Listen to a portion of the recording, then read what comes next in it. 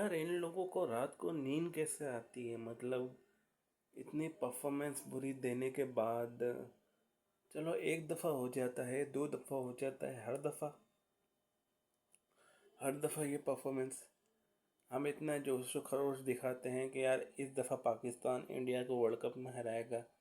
आखिर कब हराएगा? मतलब क्यों हम इतना प्रेशर ले लेते हैं?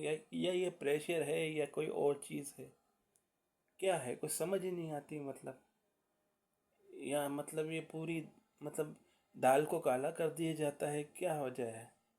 अभी नमीबिया के खिलाफ मैच में इनकी कोई अलग ही बॉडी लैंग्वेज नजर आएगी।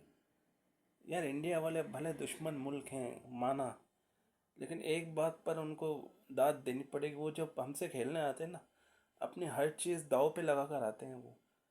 बकिया मैचों में उनकी बॉडी लैंग्वेज देख लो, वो अलग होती है। और जब पाकिस्तान से हमसे खेलने आते हैं ना, तो उनकी बॉडी लैंग्वेज देख लो, अलग होती है। और हमारी बॉडी लैंग्वेज उस मैच में क्या होती है, वो सब जानते हैं। मतलब सबको पता है, जो बड़ी बड़ी टीम के जो मेन प्लेयर है ना, सबको पता है कि पाकिस्तान पे चढ़ के खेलो, ये प्लान भी बना कर ही नहीं आते। चढ़ के खेलो और एक ओवर में अगर एक साथ इनको दो छक्के मार दो ना, हाथ पांव फूल जाते हैं।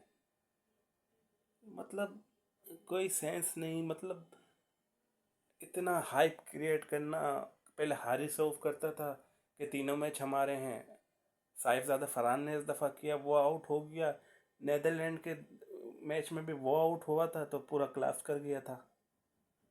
साहिबजादा फरहान जो है वो यूएसए के मैच में भी उसने मैच बनाया था। तब बाबर आजम ने जाके 50 की थी, फिर शादाब का तुक्का चल गया था। मतलब इस परफॉर्मेंस पे बंदा क्या जवाब दे, क्या बोले इनको, क्या? मतलब कुछ कहने को है ही नहीं। और अगर कोई यह समझता है कि इंडिया पाकिस्तान का सिर्फ एक मैच ही होना है, तो ये भूल है। एक और मैच होना है, और उसमें मुझे नहीं लगता कि पाकिस्तान की कोई ज़्यादा उम्मीद अब करेगा। कोई भी नहीं करेगा, क्योंकि हर दफ़ा का दिल तोड़ना बहुत हो गया। It's too much.